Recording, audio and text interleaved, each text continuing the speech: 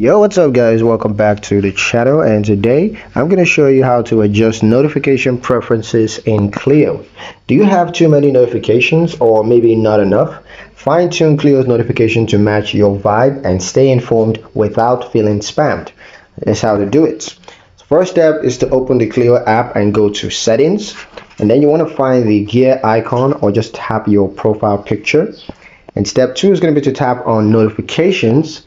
Now you're going to find this under app settings. So go to app settings and tap on notifications. And then step three is to customize your preferences. So now you're going to decide if you want alerts for spending summaries, for budget warnings, savings updates, or just funny roast or hype messages. Step 4, turn on or off push notifications. Now you can also choose if you want alerts by text, email, or just inside the Cleo app.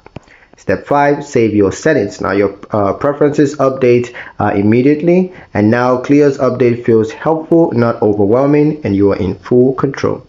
That's pretty much it for the video, guys. Hope you liked it. Hope you found the information here useful enough. If you did, like the video, comment down below, let me know what you thought. Share the video with your friends and subscribe to the channel if you haven't done so already, and we'll see you in the next one.